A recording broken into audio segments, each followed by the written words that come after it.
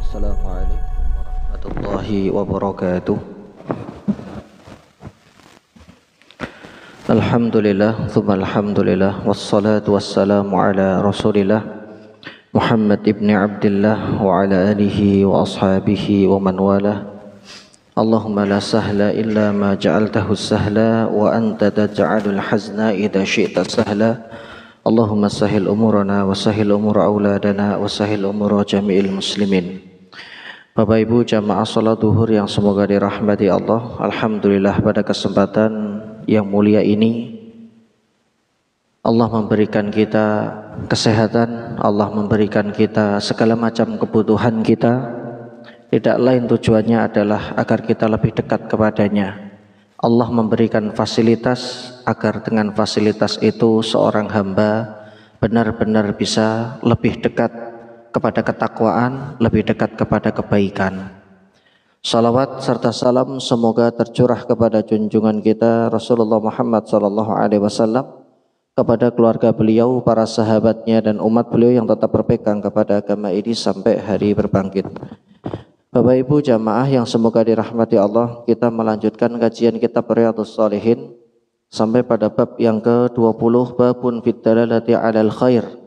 Keutamaan menunjukkan atau mengajak seseorang pada kebaikan, wa du'a'u ila huda au dhalalah. Kemudian mendoakan kebaikan agar seseorang itu diberikan oleh Allah petunjuk sehingga dia bisa berada di atas kebaikan. Hadis pertama yang dikutip oleh Al-Imam An-Nawawi rahimahullah adalah hadis dari Abu Mas'ud. Namanya adalah Uqbah bin Amru Al-Ansari. Beliau adalah seorang sahabat Ansar Al-Badri yang pernah mengikuti perang Badar atau Ahlul Badar. Qala, beliau mengatakan, qala Rasulullah sallallahu alaihi wasallam, Nabi bersabda, man dalla ala khairin falahu mithlu ajri fa'ilihi, rawahu Muslim. Barang siapa yang menunjukkan pada kebaikan, falahu mithlu ajri fa'ilihi, maka orang itu akan mendapatkan kebaikan dari orang-orang yang mengikutinya. Jamaah yang dimuliakan Allah, hadis ini adalah hadis yang sangat pendek sekali, ringkas, hanya satu kalimat, namun maknanya dalam. Ini adalah salah satu keistimewaan yang Allah berikan kepada Nabi kita sallallahu alaihi wasallam, yaitu jawami'ul kalim. Jawami'ul kalim itu ada beberapa definisi maknanya. Yang pertama, Imam Ibnu Hajar mengatakan jawami'ul kalim itu adalah Al-Quran. Yang kedua, selain beliau ada beberapa ulama yang lainnya, salah satunya Abu Musa Al-Asy'ari rahimahullah radhiyallahu anhu, seorang sahabat Nabi. Beliau mengatakan jawami'ul kalim itu adalah Nabi diberikan oleh Allah ungkapan-ungkapan atau kalimat-kalimat yang ringkas tapi maknanya dalam. Salah satunya adalah hadis ini. Beliau meringkas kebaikan itu hanya dengan satu kalimat, man dalla ala khairin, siapapun yang mengajak atau menunjukkan kebaikan. Dan beliau menggunakan kata khairin itu adalah nakiroh. Nakiroh itu umum, apapun itu kebaikan, tidak hanya ya ta'allaq bil akhirah, tidak hanya kebaikan yang terkait dengan akhirat atau masalah ubudiyah.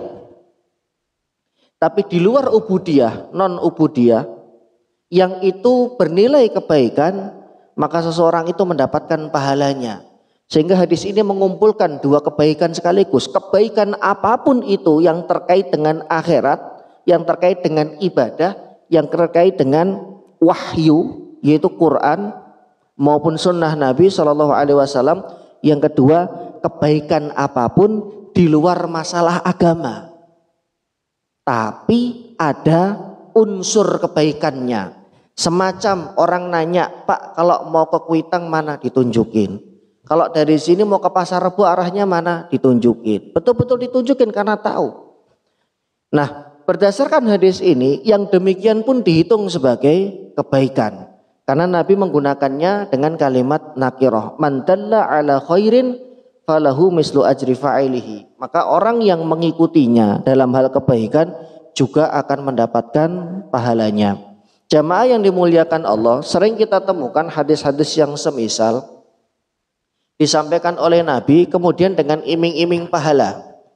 Karena Allah dan Rasulnya itu tahu sifat manusia itu adalah mereka itu akan tergiur dengan sebuah fasilitas, dengan sesuatu yang tidak biasanya. Seperti seorang karyawan atau pekerja, jam kerja itu adalah 8 jam. Kalau masuk jam 8 berarti jam 4 pulang 8 jam. Nah, mereka tidak akan mau memperpanjang jam kerjanya kecuali kalau ada iming-iming apa? Dihitung lembur. Nah, itu siap per jamnya sekian misalkan. Sampai kalau mereka harus lembur tengah malam pun mereka akan siap. Ketemu anak dan istri cuma sebentar saja. Atau bila perlu pas weekend, kemudian ada lembur dan cocok misalkan ya tambahan gaji lemburnya atau tunjangannya, dia pasti akan ngelakuin walaupun dia harus merelakan ya waktu weekend itu harusnya sama anak istri kemudian direlakan karena memang ada pekerjaan yang mendesak. Seperti inilah sifat manusia. Mereka itu akan tergiur, mereka itu akan terpancing, termotivasi dengan sesuatu yang menguntungkan diri mereka. Maka Allah zat yang menciptakan manusia juga tahu dengan cara apa mereka akan termotivasi dan tergerak untuk melakukan kebaikan. Maka dibuatlah iming-iming, dan iming-iming itu bernama royalti. Royalti itu bukan hanya sekadar karya orang yang kemudian dipakai di tempat lain, orang itu mendapatkan transferan gitu, nilai dari karyanya yang dipakai oleh orang-orang. Tapi ternyata kebaikan juga, man dalla ala khairin falahu mithlu ajri fa'ilihi. Ada orang yang mengajak kepada kebaikan, yang diajak ini mau atau ditunjukkan kepada kebaikan atau mencontohkan kebaikan. Maka sebanyak orang yang mau, sebanyak itu orang yang pertama kali mengajak itu akan mendapatkan pahalanya. Bayangkan jamaah, kalau yang diajari itu adalah anak-anak, misalkan baca Iqra. Ada berapa? Ada 10 murid. 10 murid ini kita ajari Iqra 1, Iqra 2 dari alif abata yang mereka sama sekali tidak bisa baca. Maka kelak nanti kalau mereka tumbuh besar, kemudian mereka juga mengajarkan Iqra ini kepada generasi setelahnya, maka sebanyak yang mereka ajarkan, kita mendapatkan royalti dari kebaikan mereka. Demikian juga kalau generasi ini kemudian punya murid lagi, kemudian punya murid lagi, dan sudah menelurkan orang-orang hebat, maka sebanyak itu pula orang yang pertama kali mengajarkan, dia akan mendapatkan kebaikan dari orang-orang yang sudah mengikutinya. Royalti, pahala. Ini mirip hadis yang sebelumnya, bahwa seseorang yang menunjukkan kebaikan, maka kebaikan itu akan dia dapatkan, termasuk juga orang-orang yang berada di sekitarnya. Jamaah yang dimuliakan Allah, ini kalimat ringkas, padat, tapi maknanya dalam, yang apabila dijelaskan dan disyarah mungkin sampai berlembar-lembar. Inilah yang kemudian kita kenal dengan istilah jawami'ul kalim. Nabi itu diberikan oleh Allah ungkapan-ungkapan yang maknanya sedikit, yang kalimatnya sedikit tapi maknanya dalam. Contohnya adalah hadis dari Abu Musa al-Asy'ari radhiyallahu anhu. Abu Musa itu pernah bertanya kepada Nabi, ini hadis diriwayatkan oleh Imam Abu Daud, Imam Muslim juga meriwayatkan. Pernah bertanya kepada Nabi, ya Rasulullah, sesungguhnya kami itu suka memfermentasi madu, kemudian gandum, hasil fermentasi. Ada proses, macam proses mirip kimia, termasuk juga anggur dan sejenisnya, tape yang bisa juga difermentasi. Abu Musa bertanya kepada Nabi Shallallahu Alaihi Wasallam, bagaimana hukumnya kalau kami itu memfermentasi madu dan gandum? Jawaban Nabi bukan boleh atau tidak boleh, enggak. Jawaban beliau umum. Beliau mengatakan, apabila yang difermentasi itu mengandung unsur alkohol dan memabukkan, maka haram hukumnya untuk dikonsumsi. Dengan kata lain, kalau ada yang difermentasi kemudian tidak mengandung unsur alkohol dan memabukkan, maka boleh. Coba, pertanyaannya padahal cuma 2 itu, tapi jawaban Nabi kemudian mencakup segalanya. Bahwa apapun itu yang kemudian memabukkan dan membuat seseorang itu hilang kesadaran, maka itu adalah haram. Termasuk juga ketika beliau Shallallahu Alaihi Wasallam mengatakan, kullu mutakhammirin khamrun, setiap zat apapun itu, bahkan jika itu berupa berupa semacam udara begitu Pak, atau bau-bauan, ya, karena ada beberapa zat yang apabila dibakar kemudian berasap Asapnya ini kalau dihirup membuat seseorang bisa ngefly. Jadi tidak mesti berupa minuman, tapi benda apapun, entah cair, entah padat, entah gas. Karena ini hadisnya bermakna umum. Apabila kemudian menyebabkan mabuk, hilang kontrol, hilang kesadaran, maka itu dikategorikan khamr. Jadi sudah bukan miras lagi istilahnya. Kalau miras itu kan minuman keras, minuman berupa zat cair. Tapi Nabi menyebutnya dengan khamr, berarti itu memabukkan. Wa kullu khamrin haramun. Sedangkan setiap yang memabukkan, membuat kesadaran orang itu hilang. Kemudian membuat dia kecanduan sampai dalam batasan yang merusak. Maka itu dikategorikan sebagai sesuatu yang tidak boleh dijamah dan dinikmati oleh seorang muslim. Sehingga hadis ini mencakup bukan hanya sekedar yang cair saja, tapi yang berupa gas, tapi yang berupa bau, tapi yang berupa apapun itu, yang itu bisa mengandung unsur memabukkan, dikategorikan haram. Jawami'ul kalim. Kalimatnya pendek, tapi maknanya kemudian dalam, maknanya luas. Di dalam riwayat yang lain, di dalam hadis yang lain, rawahul khamsah, diriwayatkan oleh 5 orang perawi. Imam Bukhari, Imam Muslim meriwayatkan, Abu Daud dan yang lain juga meriwayatkan. Hadis ini ada di dalam bab Thaharah kitab Bulughul Maram yang paling depan, hadis pertama atau hadis kedua. Seorang sahabat bertanya kepada Nabi, "Ya Rasulullah, inna nalqabur bahro." Kami itu adalah nelayan profesinya. "Wala nahmilu ma'anal ma illa qalil." Dan kami tidak membawa air kecuali hanya sedikit saja. Air itu hanya cukup untuk minum. Kemudian air itu hanya cukup untuk kebutuhan yang urgent. Yang apabila kami pergunakan untuk wudhu, maka kita akan kehabisan air dan kita akan kehausan. Afanatawadda'u bima'il bahri. Pertanyaannya khusus. Boleh enggak ya Rasul kami itu wudhu dengan menggunakan air laut?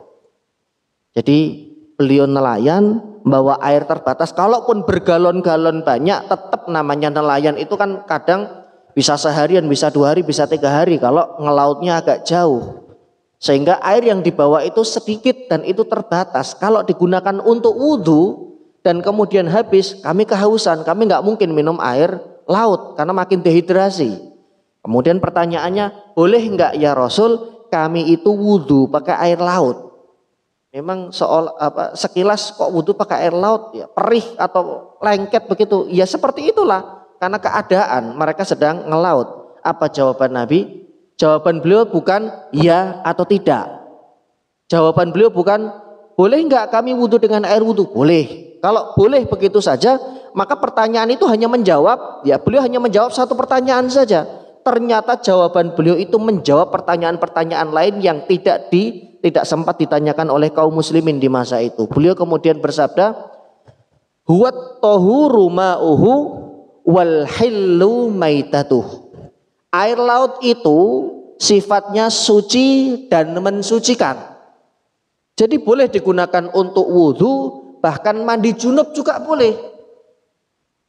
Tapi kan lengket Ustadz, itu lain cerita, namanya juga air asin. Tapi kan suci Pak.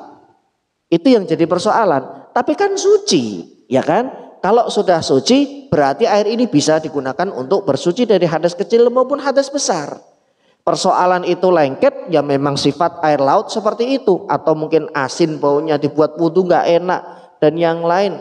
Ya namanya juga air laut. Tapi yang mengesankan itu adalah jawaban beliau di kalimat yang kedua.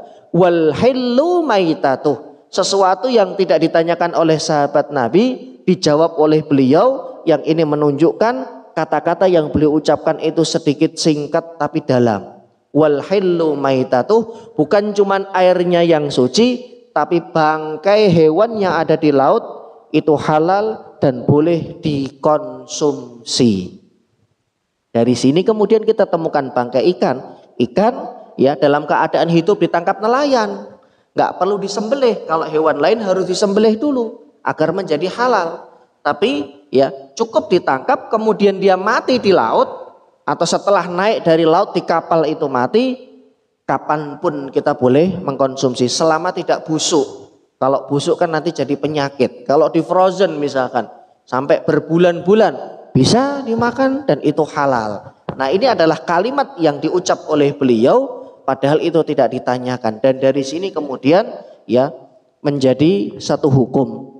Nah, ini bersifat umum ya kalimat Nabi Shallallahu Alaihi Wasallam. Kemudian ada beberapa pengecualian. Nah, pengecualian itu kalau datang dengan riwayat yang khusus, maka riwayat khusus itu mengecualikan dari keumuman hadis mengenai halalnya bangkai hewan yang ada di dalam laut. Itu mencakup hewan apapun. Pokoknya selama dia di laut, kemudian dia jadi bangkai, maka itu adalah halal. Sampai ada riwayat yang secara spesifik, secara khusus menyebutkan bahwa Nabi Shallallahu Alaihi Wasallam melarang mengkonsumsi hewan-hewan yang ada di laut A, B, C, D. Maka hadis ini berlaku kecuali kalau ada. Karena kan dalam kaidah usul fikih itu umum dan khusus itu dibedakan. Kalau umum dia diamalkan sesuai dengan keumumannya, sesuai dengan riwayat ini. Tapi kalau nanti ada riwayat yang lebih khusus, seperti contoh Nabi Shallallahu Alaihi Wasallam bersabda, baina kulli adzanaini sholatun. Di antara adzan dan iqamah itu ada sholat sunnah. Ini hadis ini umum. Ya, maka sholat 5 waktu yang didahului dengan adzan dan iqamah, walaupun tidak ada secara khusus riwayat yang menyebutkan, maka keumuman ini bisa diamalkan. Baina kulli adzanaini sholatun.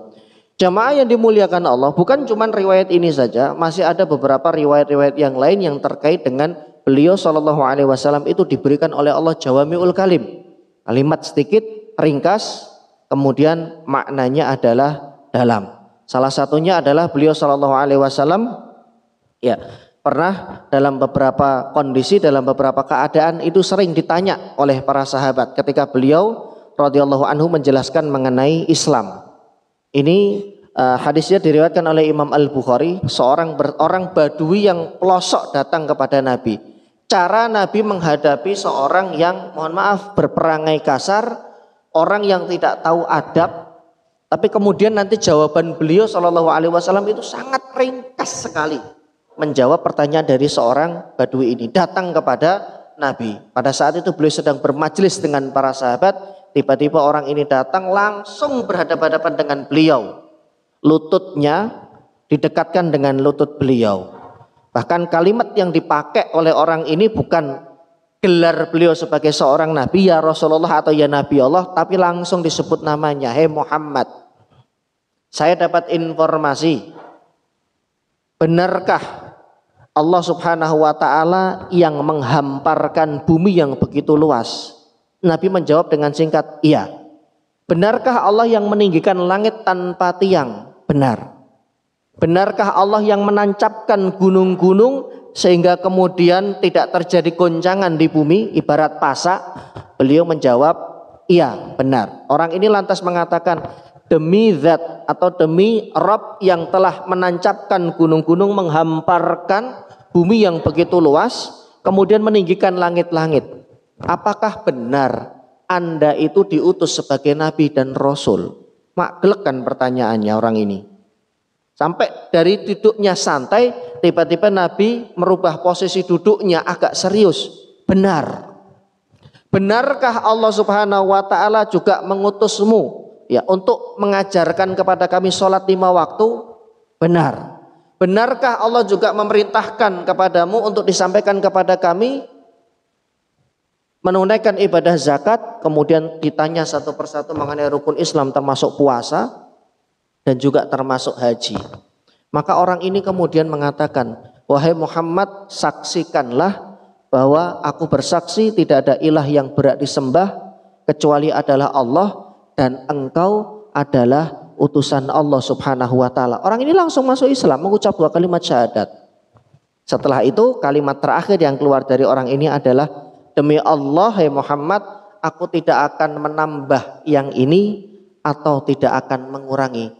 Jadi beliau, orang ini hanya mengerjakan rukun Islam saja.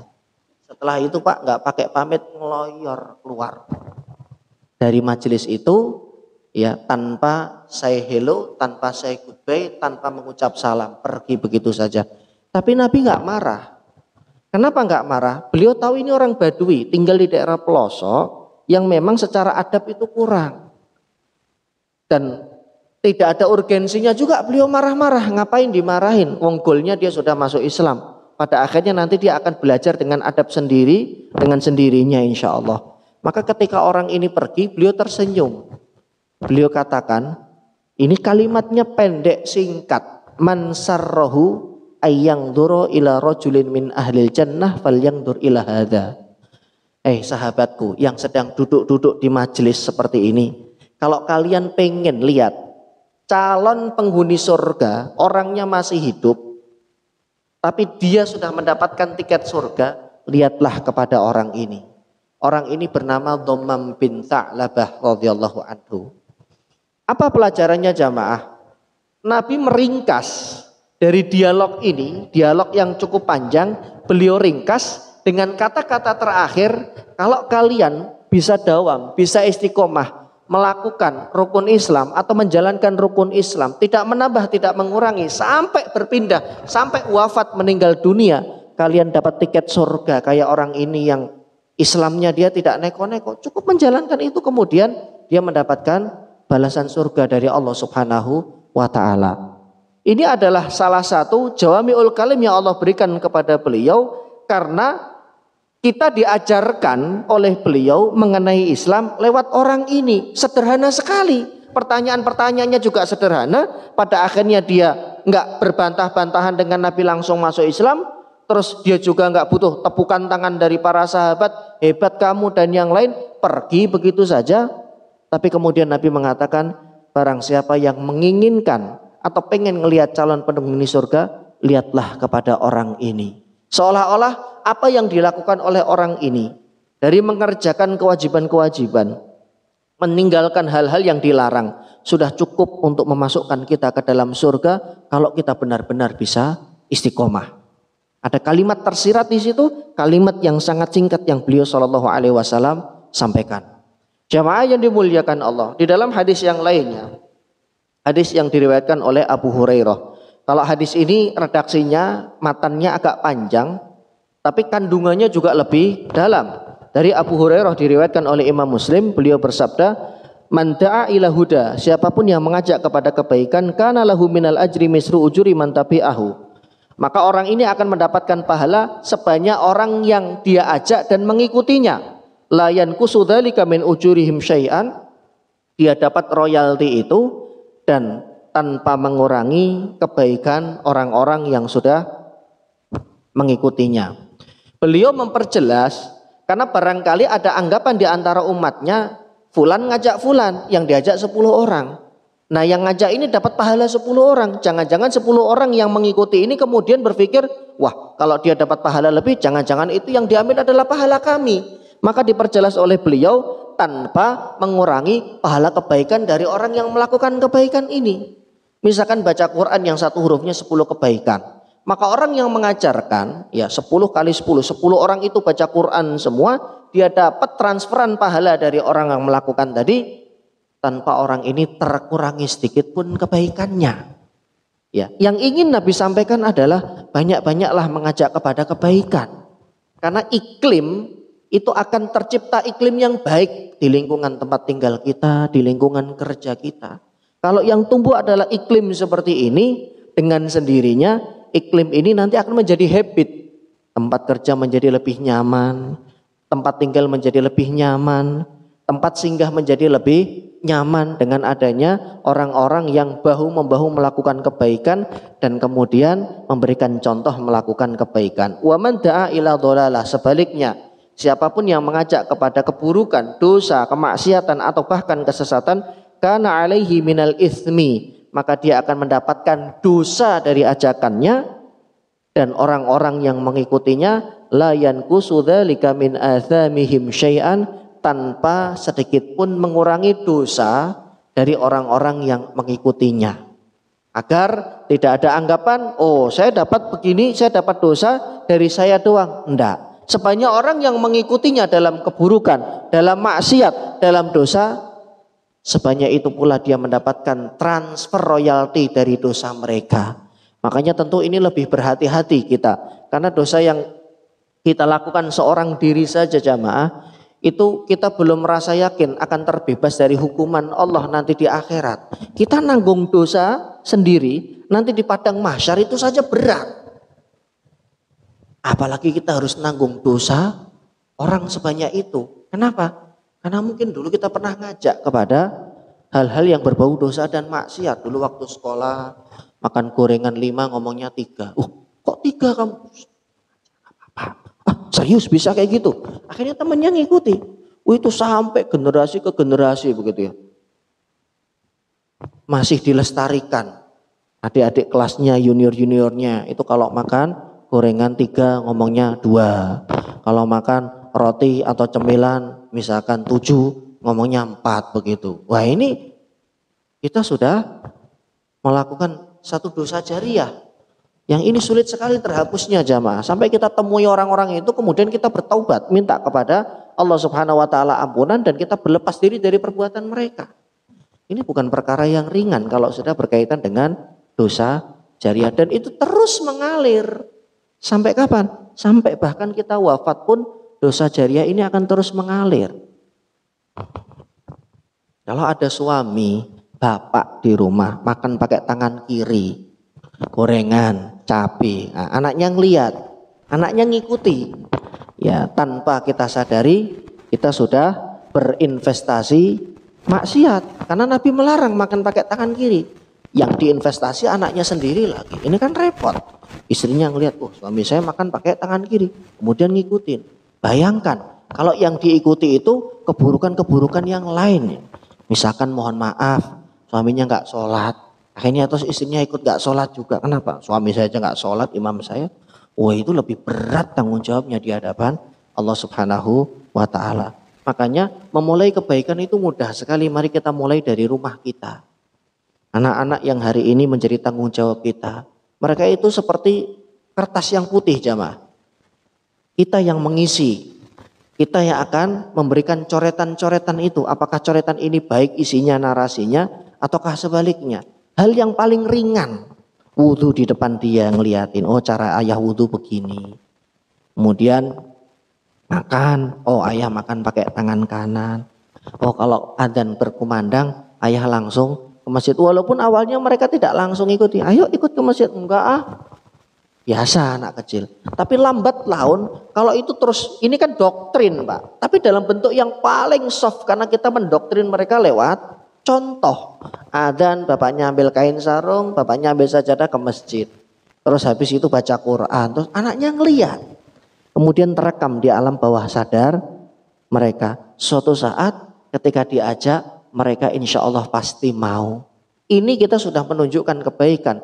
Maka semakin anak ini tumbuh besar, tumbuh dewasa, dan semakin banyak dia melakukan kebaikan-kebaikan itu atas masukan kita, atas nasihat kita, sebanyak itu pula kita dapat royalti kebaikan dari mereka.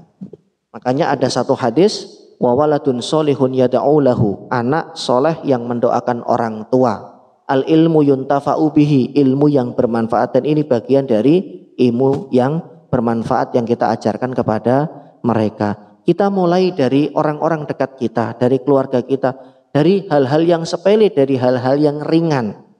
Kebaikan apapun itu, kita ajarkan kepada mereka adab, kita ajarkan kepada mereka akhlak. Kalau sama orang tua, bicaranya nggak boleh kenceng-kenceng. Tapi kan dia tetangga, walaupun mau tetangga, mau keluarga sendiri, beliau itu orang tua lebih sepuh dari kita. Tetap ngomongnya harus pelan, nggak boleh teriak-teriak. Nggak boleh lo gue, karena itu nggak sopan nak. Kemudian terekam sama dia dengarkan, dia lihat bapaknya juga kalau ngomong baik. Maka anak ini ya sedang mentransfer ilmu dan sedang mentransfer pahala untuk orang tuanya. Jamaah yang dimuliakan Allah, Jawami'ul Kalim yang Nabi ajarkan ini, beliau ingin agar kaum muslimin yang hidup di lingkungan muslim maupun di lingkungan yang lain majemuk, mereka tetap bisa berkarya untuk kebaikan, memberikan contoh kepada masyarakatnya, lingkungannya untuk melakukan kebaikan agar ditiru dan diikuti. Maka orang yang paling banyak memberikan contoh dan kemudian paling banyak diikuti dari contohnya, sebanyak itu pula dia akan mendapatkan kebaikan.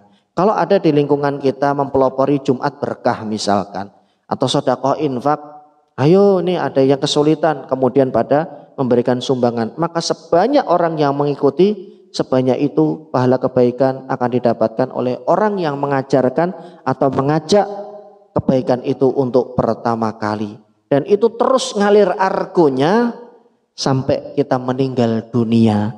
Argo ini akan terus berputar dan royalti itu akan terus terkirim kepada kita. Sampai kapan? Sampai hari kiamat. Hadis riwayat Imam At-Tirmidzi. Ini saya temukan di dalam riwayat yang lainnya. Jadi jamaah yang dimuliakan Allah, inilah tujuan Nabi SAW memberikan motivasi untuk umatnya. Sehingga beliaulah manusia yang paling banyak pahala kebaikannya. Karena beliaulah yang paling banyak memberikan contoh dan memberikan arahan kepada umatnya. Semoga kita bisa menjadi orang yang baik dan menginspirasi orang lain agar juga melakukan kebaikan, mengikutinya. Sehingga masyarakat kita ini peka terhadap kebaikan. Apapun itu, baik untuk urusan agama maupun urusan non-agama. Karena hadis ini tadi bersifat umum. Siapapun yang menunjukkan kebaikan apapun, itu urusan agamakah atau itu urusan ubudiyah ibadah maupun urusan dunia, selama itu bermanfaat kepada orang-orang dan orang-orang juga bisa mengambil manfaat kemudian dia sebarluaskan, maka saat itulah pahala kebaikan jariah itu didapatkan oleh fulan. Semoga yang sedikit ini bermanfaat. Subhanaka Allahumma bihamdika asyhadu an la ilaha illa anta astaghfiruka wa atubu ilaik. Assalamualaikum warahmatullahi wabarakatuh.